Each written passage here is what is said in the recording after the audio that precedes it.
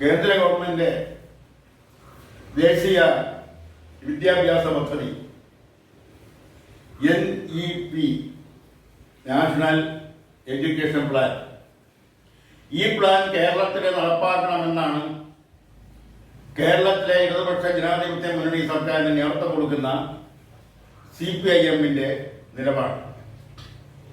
അതേസമയം ഈ നിലപാടിനെ എതിർക്കുന്ന നയമാണ് ഭരണകക്ഷിയിലെ രണ്ടാം കക്ഷിയായ CPI, communist party of India സ്വീകരിച്ചിട്ടുള്ളത്.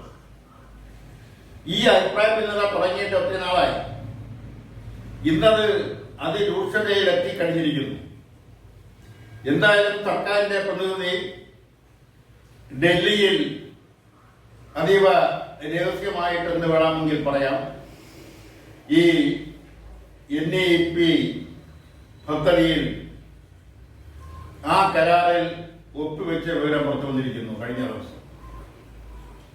അതുകൊണ്ട് കേരളത്തിന് ലഭിക്കുന്നത് 1500 കോടി രൂപയാണ്.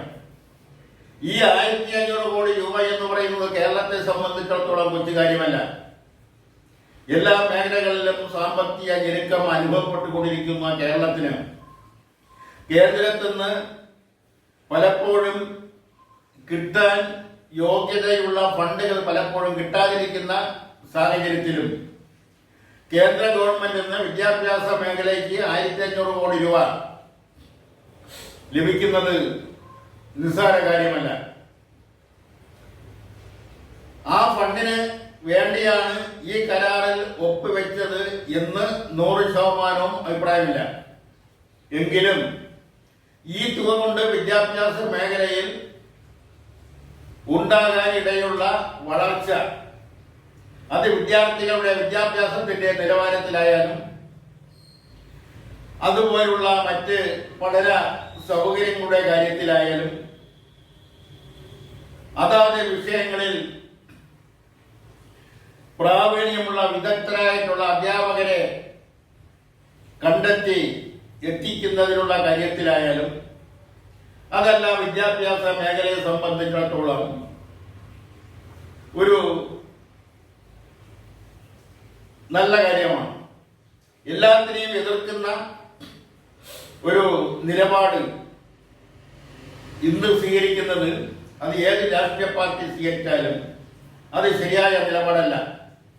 ഒരുപക്ഷെ അവരുടെ അടിസ്ഥാന നയങ്ങൾക്ക് വിരുദ്ധമായിരിക്കാം ഈ നിലപാടുകളെ അനുകൂലിക്കുന്നത്, പ്രത്യേകിച്ച് കമ്മ്യൂണിസ്റ്റ് പാർട്ടികളെ. അവരുടെ അടിസ്ഥാന നിലപാട് എല്ലാ കാര്യങ്ങളും ശാസ്ത്രീയ സോഷ്യലിസത്തിൽ ഊന്നിക്കൊണ്ടായിരിക്കണമെന്നുള്ള അവരെ അടിയുറച്ച അടിസ്ഥാന പ്രമാണം. അതുപോലെ തന്നെ വിദേശ കമ്പനികളുടെ കോർപ്പറേറ്റുകളുടെ കടന്നുകയറ്റം, അവരുടെ സ്വാധീനം, അത് വിദ്യാഭ്യാസ മേഖലയിലെല്ലാം അവരുടെ സ്വാധീനം വർദ്ധിച്ചാൽ അതിൽ കൊണ്ടുണ്ടാകുന്ന ഭാവിയിലുണ്ടാകുന്ന രാഷ്ട്രീയമായ ദോഷങ്ങൾ അതെല്ലാം വിലയിരുത്തി കൊണ്ടാവണം ഒരുപക്ഷെ CPI ഈ പദ്ധതിയെ എതിർക്കുന്നത്. ഇത് പറയുമ്പോൾ എല്ലാ മേഖലകളിലും കോർപ്പറേറ്റുകളുടെ കുത്തക മുതലാളിമാരുടെ കടന്നുകയറ്റം തുടർന്നുകൊണ്ടിരിക്കുന്ന ഈ സാഹചര്യത്തിൽ ഇന്ത്യയിലെ അറിയപ്പെടുന്ന കോർപ്പറേറ്റുകൾ അത് എല്ലാ മേഖലകളിലും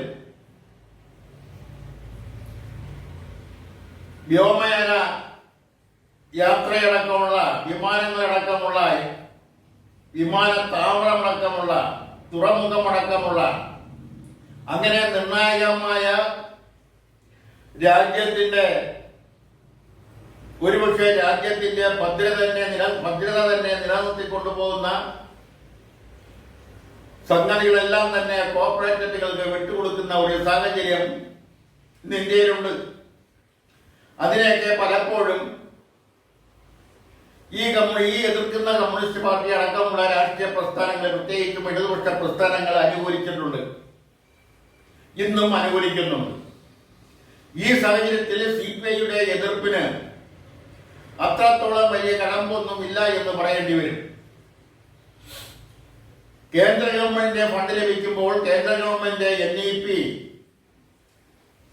അവരുടെ SSK, അവരുടെ PM ശ്രീ തുടങ്ങിയ പദ്ധതികളെല്ലാം ഉൾപ്പെടുത്താമെന്നുള്ള ഉറപ്പിന്മേലാണ് അവർ ഫണ്ട് അനുവദിക്കുന്നത്, ഫണ്ട് തരുന്നത്. ആ ഫണ്ടാണ് വിദ്യാഭ്യാസ മേഖലയിൽ വിനിയോഗിക്കേണ്ടത്. അതിൽ പോലും ചില ഉന്നതർ, അത് രാഷ്ട്രീയത്തിലായാലും ഉദ്യോഗസ്ഥ മേഖലയിലായാലുമുള്ള ഉന്നതർ അഴിമതി നടത്തുന്നില്ല, നടത്തിയിട്ടില്ല, നടത്തുകയില്ല എന്ന് ഉറപ്പ് പറയാൻ ഒരു രാഷ്ട്രീയ പാർട്ടിക്കും കഴിയില്ല. ഈ സാഹചര്യം കേരളത്തിൽ നിലനിൽക്കുമ്പോൾ തന്നെയാണ് കിട്ടുന്ന അവസരങ്ങൾ ഉപയോഗപ്പെടുത്തിക്കൊണ്ട് അത് വിദ്യാർത്ഥികളെ എത്രത്തോളം നന്നാക്കാൻ കഴിയും, എത്രത്തോളം ഉപയോഗപ്പെടുത്തി വിദ്യാഭ്യാസ മേഖലയുടെ വളർച്ചയെ സഹായകരമായ നിലപാടുകളിലേക്ക് കടക്കാൻ കഴിയുമെന്നതിനെ കുറിച്ച് ചിന്തിച്ച് അത്തരം കരാറുകളിൽ ഏർപ്പെടുന്നത്, അതുകൊണ്ട് തങ്ങളുടെ അടിസ്ഥാന പ്രമാണങ്ങളിൽ ചോർച്ചയുണ്ടാവും എന്ന് കരുതി അതിനെ എതിർക്കുന്നത് ഒരു ശരിയായ നിലപാടല്ല. അതിലൂടെ എല്ലാം ശാസ്ത്രീയമായ കാഴ്ചപ്പാടോടുകൂടി, ശാസ്ത്രീയ സോഷ്യലിസത്തിൽ അടിയുറച്ച കാഴ്ചപ്പാടോടുകൂടിയാണ് നടക്കുന്നതെങ്കിൽ ഒരു പക്ഷേ അതിനെ അംഗീകരിക്കേണ്ടി വരും. ഇവിടെ അതല്ലല്ലോ നടക്കുന്നത്. ഇവിടെ മാർക്സിസവും ശാസ്ത്രീയ സോഷ്യലിസവും വൈരുദ്ധ്യാധിഷ്ഠിത ഭൗതികവാദവും എല്ലാം കൈവിട്ട് കളഞ്ഞിട്ട് എത്രയോ നാളുകളായിരിക്കുന്നു. ഇന്നതെല്ലാം കേൾക്കാൻ കൊള്ളാവുന്ന ഇമ്പമുള്ള, മനസ്സിലിട്ട് താലോലിക്കാൻ കഴിയുന്ന വെറും വാക്കുകളായി മാറിക്കഴിഞ്ഞിരിക്കുന്നു. ഈ സാഹചര്യത്തിലാണ് നമ്മൾ PMCയെ അല്ലെങ്കിൽ നാഷണൽ NEPയെ വിലയിരുത്തേണ്ടത്. ഇവിടെ കേന്ദ്ര വിദ്യാലയങ്ങളുണ്ട്. അവിടെയെല്ലാം ഒരിക്കൽ പോലും പഠിക്കാൻ വിദ്യാർത്ഥികളെ കിട്ടാത്ത സാഹചര്യമില്ല. അവര് നടത്തുന്ന എല്ലാ പ്രവേശന പരീക്ഷകളും വിജയിച്ചെങ്കിൽ മാത്രമേ കേന്ദ്ര വിദ്യാലയങ്ങളിൽ അഡ്മിഷൻ ലഭിക്കൂ. അതിനെല്ലാം പഠിച്ച് അതെല്ലാം പാസ്സായി അവിടെയെല്ലാം ഇന്റർവ്യൂ കഴിഞ്ഞ് അവിടെയെല്ലാം അഡ്മിഷൻ നേടി പഠിച്ച് ജീവിതത്തിന്റെ മെച്ചപ്പെട്ട മേഖലകളിൽ എത്തുന്ന എത്രയോ പേരുണ്ട്. എന്തിന് സൈനിക സ്കൂളിൽ പോലും അഡ്മിഷൻ കിട്ടാൻ ബുദ്ധിമുട്ടല്ലേ? അതെല്ലാം കേന്ദ്ര ഗവൺമെന്റിന്റെ കർശനമായ നിയമത്തിന് വിധേയമായി, നയപരിപാടികൾക്ക് വിധേയമായി നടത്തുന്ന വിദ്യാലയങ്ങളാണല്ലോ. അപ്പൊ ഇവിടെ കേരള സർക്കാർ നടത്തുന്ന കേരള സർക്കാരിന്റെ നയപരിപാടികൾ അനുസരിച്ച് നടക്കുന്ന പൊതുമേഖല വിദ്യാലയങ്ങളിൽ വിദ്യാർത്ഥികളെ കിട്ടാനില്ലാത്ത ഒരു സാഹചര്യം നിലവിലിരിക്കുമ്പോൾ അവിടെയെല്ലാം അഡ്മിഷൻസ് ഇല്ലാതിരിക്കുന്ന ഒരു സാഹചര്യം നിലനിൽക്കുകയാണ് കേരളത്തിൽ. അത് പ്രൊഫഷണൽ കോഴ്സുകളിൽ പോലും, എഞ്ചിനീയറിംഗ് അടക്കമുള്ള കോഴ്സുകളിൽ പോലും വിദ്യാർത്ഥികളെ അല്ലെങ്കിൽ അവിടുത്തെ സീറ്റ് ഫില്ലാവാത്ത ഒരു അവസ്ഥ കേരളത്തിലുണ്ട്. യൂണിവേഴ്സിറ്റികളിൽ മലയാളം യൂണിവേഴ്സിറ്റിയുടെ അവസ്ഥ ഇന്ന് മുത്തഴിഞ്ഞിരിക്കുകയാണ്. അതുപോലെയുള്ള വിദ്യാലയങ്ങളിലെല്ലാം തന്നെയും സംസ്ഥാന സർക്കാരിന്റെ നേതൃത്വത്തിൽ നിയന്ത്രണത്തിൽ നടക്കുന്ന വിദ്യാലയങ്ങളിലെ നിലവാരമില്ലായ്മ, അതെല്ലാം ഇന്ന് എല്ലാവർക്കും അറിയാവുന്ന കാര്യങ്ങളാണ്. അവിടെയെല്ലാം രാഷ്ട്രീയ താല്പര്യങ്ങള്, സമുദായ താല്പര്യങ്ങള്, മതത്തിന്റെ താല്പര്യങ്ങൾക്ക് എല്ലാം അനുസൃതമായാണ് പാഠ്യ പദ്ധതികൾ ഒരു പരിധിവരെ തയ്യാറാക്കുന്നത്. എന്നാൽ കേന്ദ്ര വിദ്യാലയങ്ങളിൽ അതുപോലെ തന്നെ NEPയുടെ നിയന്ത്രണമുള്ള വിദ്യാലയങ്ങളിൽ ഒന്നും തന്നെയും ഇത്ര ജാതിമത സങ്കുചിത ചിന്തകൾ കടന്നു വന്നതായിട്ട് അറിവില്ല.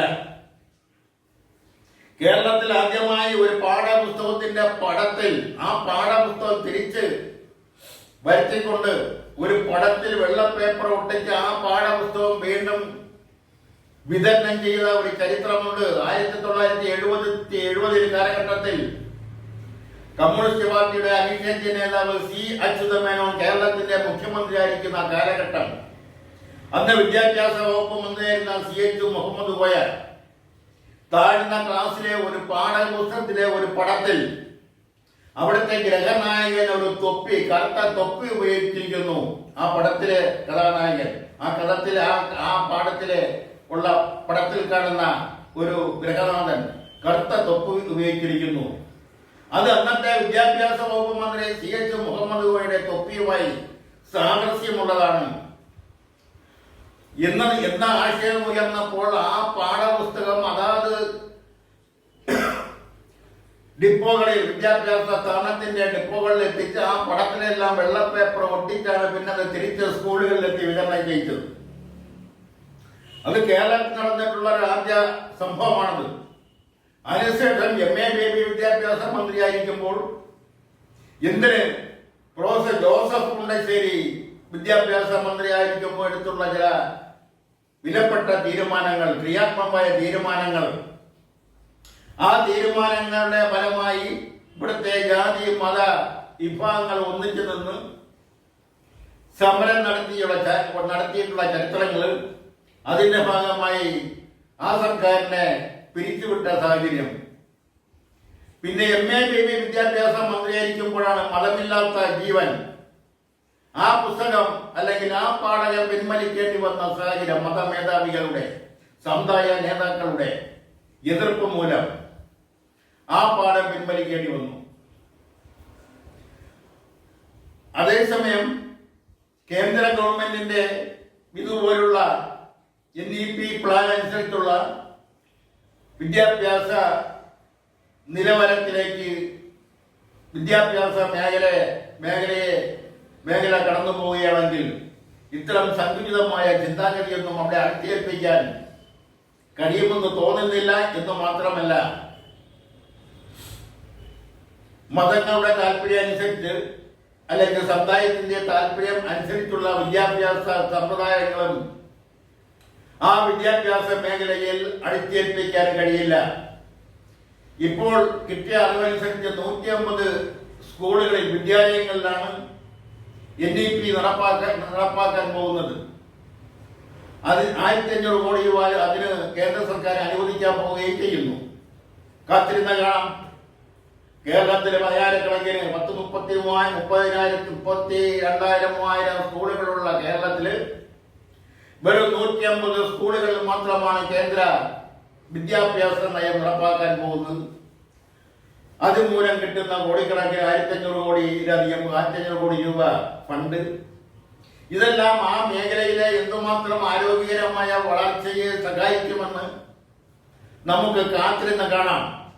അതുവരെ ക്ഷമ കാണിക്കുകയാണ് ഇപ്പോൾ PMC പോലുള്ള കേന്ദ്ര വിദ്യാഭ്യാസ നയത്തെ, NEP പോലുള്ള വിദ്യാഭ്യാസ നയത്തെ എതിർക്കുന്നവരോട് സഹതാപത്തോടുകൂടി അല്ലെങ്കിൽ അതുപോലുള്ള താഴ്മയോടുകൂടി പറയാനുള്ളത് അതുവരെ നമുക്ക് കാത്തിരിക്കാം.